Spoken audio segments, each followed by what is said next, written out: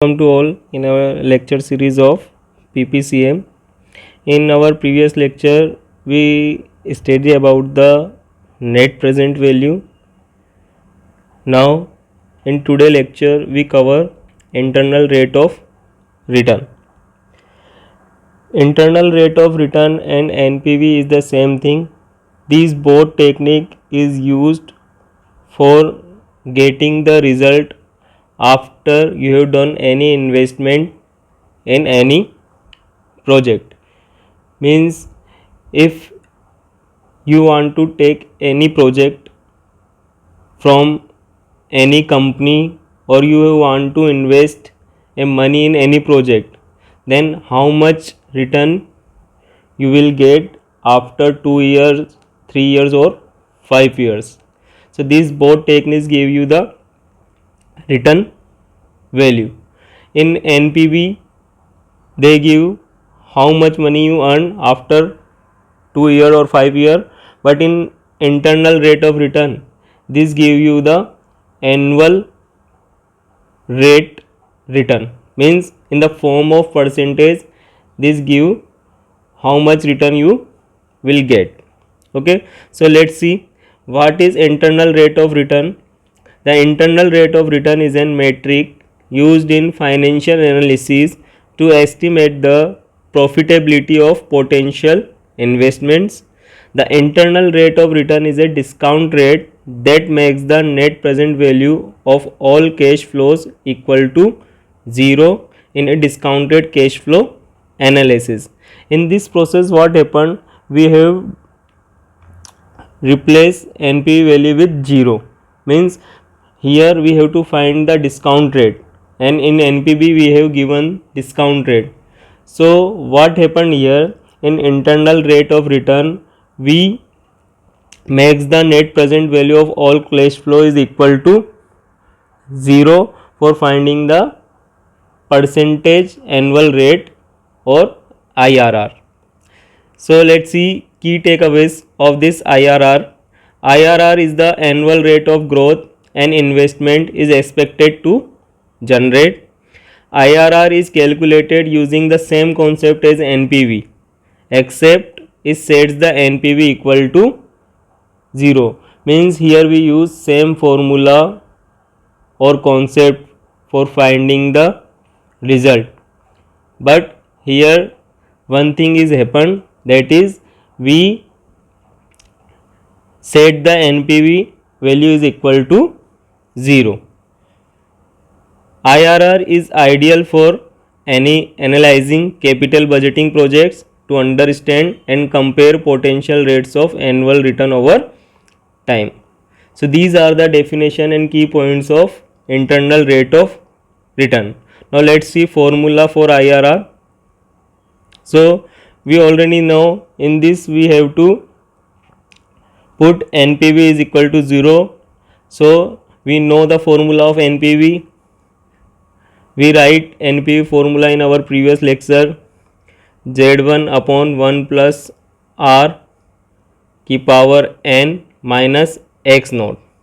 Same thing here we write in the form of CT. Here we write CT upon 1 plus IRR. We replace R with IRR, n with T minus C naught. C naught, here x naught is the initial investment, here C naught is also the initial investment. Okay, so where CT is the net cash inflow during the period T, C naught is the total initial investment cost, and IRR is the internal rate of return, and T is the number of time period. Okay, so this is the formula. Now what happened in IRR, you have to find the rate or annual rate. So you know we have one formula of NPV. NPV is equal to Z1 upon 1 plus R minus x naught. So for example, if I have taken or I have invest 1 lakh rupees, initially I have invest 1 lakh rupees, and after 1 year I will get 1,20,000 rupees. Now you have to find the RRR, sorry, IRR, internal rate of return. So it is easy for us. You directly put the values in our equation. So CT upon I plus IRR. So you have to find the percentage of annual rate. So NPV is equal to 0 is equal to CT. CT is the net cash inflow during the period T. So here cash inflow is 1,20,000. 1,20,000 divided by 1 plus IRR and T, and T here 1. Okay, so and X C naught is the 1 lakh. So here we write minus 1 lakh. Now you have to find the IRR value. So what you have to do, you take 1 lakh here, because here we have negative sign, so we convert in positive sign. So 1 lakh here and multiply this 1 plus IRR here. Okay, now here not 0, here we have 1 lakh, because this is negative sign, so we transfer equal to here, and this value is multiplied with 1 plus IRR. Now 1 plus IRR is equal into 1 lakh is equal to 1,20,000. So you have to transfer this 1,20,000 divided by 1 lakh. Okay, so from here what you get 1.2. okay, 1.2, and here you have 1 plus IRR in your LHS side. So 1.2 minus 1, here you get 0.2, that means 20% is your answer. Okay, but now what happened, if you have to find for 2 years, then our formula is